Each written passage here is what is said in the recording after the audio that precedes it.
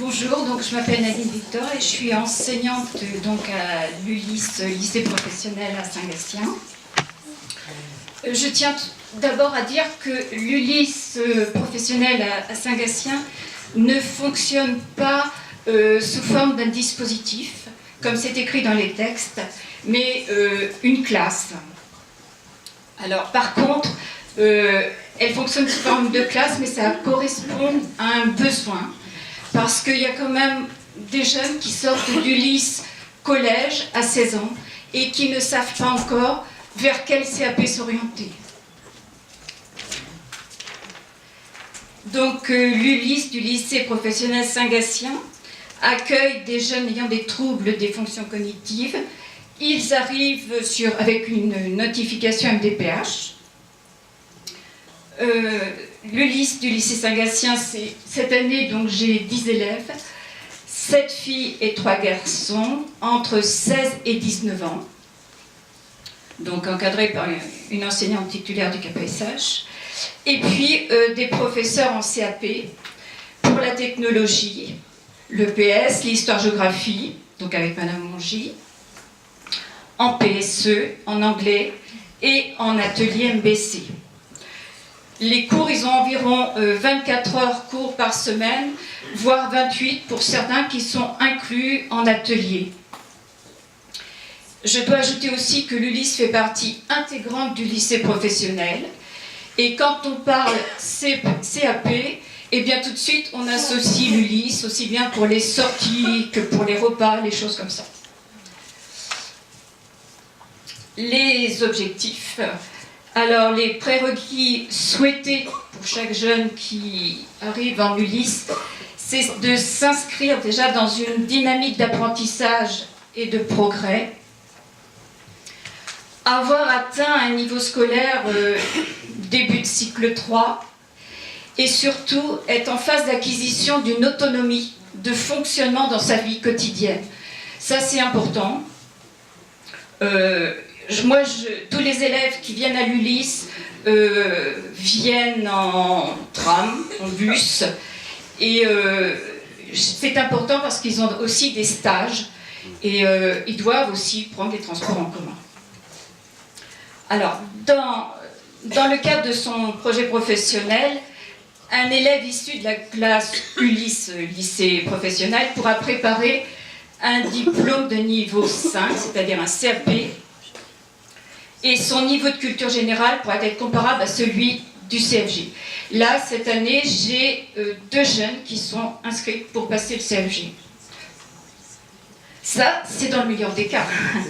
Parce que si le jeune, compte tenu de son handicap, ne peut pas obtenir le CAP dans son intégralité, souvent, ils ont des grosses difficultés au niveau de l'enseignement général, mais au niveau professionnel, ils ont des compétences. Donc là, un livret, une attestation de compétences acquises leur sera délivrée. Et puis, il y a un autre cas, c'est quand le jeune rencontre vraiment de grandes difficultés. Et là, c'est une structure professionnelle en milieu adapté qui lui sera proposée. Un ESAP, par exemple. Alors, les entreprises adaptées peuvent être proposées, mais en ce moment, on a quand même de grandes difficultés pour envoyer un jeune en entreprise adaptée. Alors, un projet pédagogique basé sur 2 axes. Le développement de la culture générale. Alors, basé sur le socle commun des connaissances, niveau palier 2, et référence dans le programme CAP que j'adapte. C'est bien sûr aussi un travail individualisé. Cette année, sur 10 jeunes, j'ai 4 niveaux différents, par exemple en mathématiques. Et un travail sur l'accompagnement à la mise en place d'un projet professionnel à travers la découverte de différents champs professionnels, à travers des stages en entreprise. Je fais un gros travail aussi avec eux par rapport aux lettres de demande de stage, lettres de motivation, savoir rédiger un CV. Quand ils partent en stage, ils ont un livret de stage, donc ils doivent se renseigner auprès de l'entreprise, trouver des informations. Ils partent aussi avec une évaluation de stage, où là, un professionnel va les évaluer. Et suivant le niveau, je veux dire, de sa détermination, l'évaluation va changer, va être adaptée selon le secteur. C'est-à-dire qu'un jeune qui va partir, qui dit ben moi je veux faire la vente, et c'est vraiment son choix pour préparer un CAP, je vais aller voir dans le référentiel CAP les compétences qui sont demandées et je vais lui établir une évaluation où des compétences seront évaluées sur ce domaine. Alors, voilà un emploi du temps avec des temps d'inclusion. Donc, dans les ateliers, nous avons à Saint-Gatien donc le CAP MBC, maintenance des bâtiments de collectivité. Donc, certains jeunes, aussi bien filles comme garçons, peuvent avoir des inclusions. Ensuite, sur un temps de CDI, ouais, au CDI. Donc là, je travaille aussi conjointement avec la responsable du CDI sur une activité autour de la presse. Et puis, chaque vendredi, je mène un atelier cuisine. Donc ça, c'est un atelier important parce que ça permet des manipulations très concrètes et puis en lien aussi avec la vie quotidienne. C'est une activité riche qui fait intervenir beaucoup de matières et qu'ils apprécient. Certains jeunes sont inclus, donc là il n'y a pas de photos, mais certains jeunes sont inclus en PSE, prévention santé environnement, en histoire-géographie, en anglais et en sport. Donc l'accompagnement à la mise en place d'un projet professionnel. Alors c'est la construire son projet professionnel. Donc là il faut effectivement que le jeune soit acteur dans cette construction. Alors pour chaque jeune, en fonction de ses centres d'intérêt et déjà de ses aptitudes. Donc la première chose, c'est d'identifier les champs d'activité professionnels qu'il ira explorer. Et ensuite, c'est de voir avec lui, ben voilà, qu'est-ce qui te plaît, qu'est-ce que tu aimerais faire. Ensuite, c'est réaliser des actions permettant de vérifier ou non la faisabilité d'un projet professionnel pour les champs étudiés. Pour certains, par exemple, j'ai des filles qui veulent toujours travailler auprès des petits. Alors, on met en place un stage en maternelle, et puis elles reviennent au bout des 3 semaines en disant « Ah ben non, ça ne me convient pas, il pleure tout le temps, c'est casse-pied. » Donc, on change d'avis. Et donc là, on leur propose d'aller vers un autre secteur d'activité et de refaire des stages. Et ensuite, quand un jeune a vraiment fait son choix, donc il a validé un champ d'activité, et là on va définir une formation qui sera retenue, et ensuite on travaillera sur ce projet. Alors, nature des actions menant à définir une formation ou une activité professionnelle. Alors, pour l'année ou pour une partie de celle-ci, en inclusion, alors souvent il y a des inclusions au niveau des ateliers professionnels des CAP MBC. Ça peut être des stages de découverte en milieu professionnel, ça c'est pour aller expérimenter.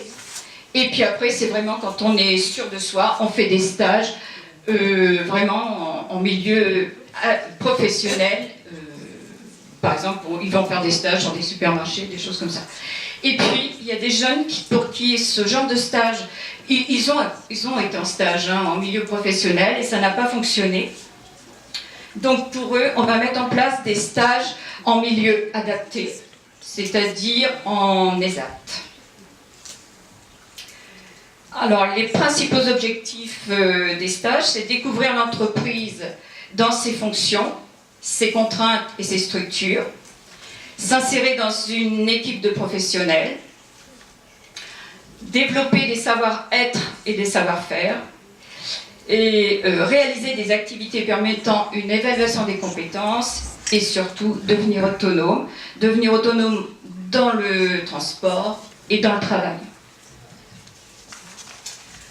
Alors, les jeunes de lycée pro et leur parcours, alors, ils viennent en général pour une durée maximum de 2-3 ans. Alors, c'est arrivé qu'on ait des jeunes qui restent 4 ans, mais ça, c'est vraiment quand les choses, c'est pas bon signe, quoi. C'est qu'on n'a pas trouvé vraiment de solution. Et peut-être faut s'interroger sur l'orientation à ce moment-là, c'était pas la bonne orientation. Mais c'est un temps où on va permettre aux jeunes d'aller expérimenter différents secteurs d'activité et de pouvoir faire un choix. Et quand ils ont fait leur choix, ils vont être réorientés vers un autre lycée pro, parce que nous, on n'a que le CAP-MBC. Mais s'ils veulent préparer un CAP-APR, ils seront réorientés vers Victor Laloux, c'est pas Victor Laloux, c'est Becquerel. S'ils veulent faire un CAP-Vente, ils seront réorientés vers Victor Laloux. Donc voilà, à chaque fois, une réorientation. Mais si au bout de ce temps, le jeune n'arrive pas à se déterminer, eh ben, une orientation lui sera alors proposée. C'est-à-dire que là, il ne relève pas d'une Ulysse professionnelle, donc on ira plutôt voir un IEM Pro. Alors, les élèves qui arrivent à l'Ulysse professionnelle viennent généralement d'une Ulysse collège. Mais comme le disait Valérie, ça ne veut pas dire que tous les élèves d'Ulysse collège viennent forcément en Ulysse Pro. J'ai aussi eu des élèves qui étaient en 3e SECPA, qui venaient de 3e SECPA pour qui c'était très compliqué, et aussi des élèves qui viennent d'IME. À la sortie, donc après un passage à l'Ulysse, bon, dans le meilleur des cas, ils sont orientés en lycée professionnel avec un dispositif d'accompagnement Ulysse. Ils peuvent aussi s'orienter vers un CFAS pour préparer aussi un métier. D'autres vont en ESAT.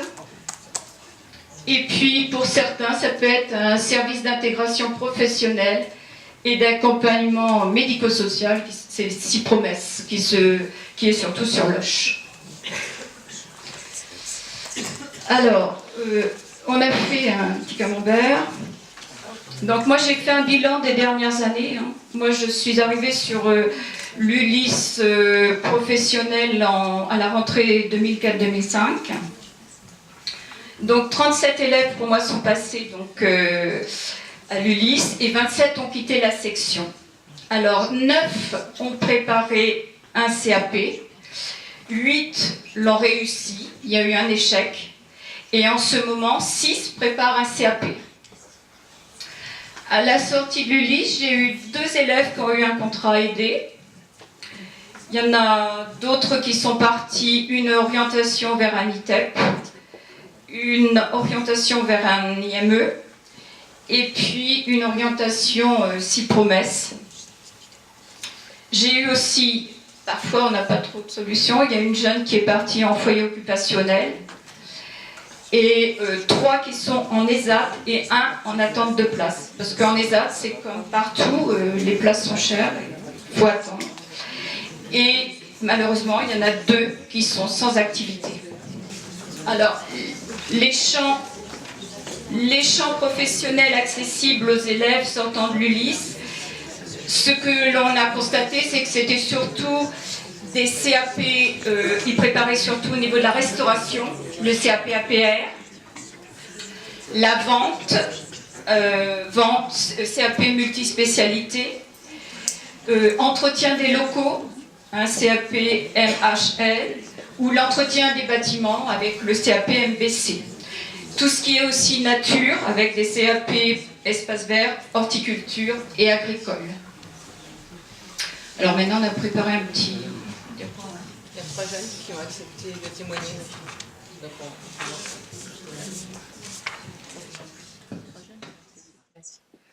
Bonjour, je m'appelle Mathieu j'ai 16 ans.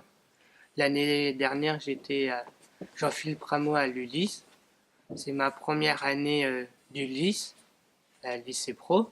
Cette année, je suis en inclusion en classe CAP MBC, maintenance des bâtiments de collectivité.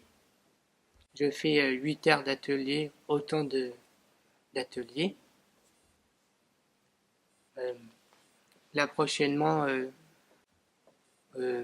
je je vais faire des stages à l'entreprise et l'année prochaine, je vais essayer de rentrer en classe de CAP, MBC.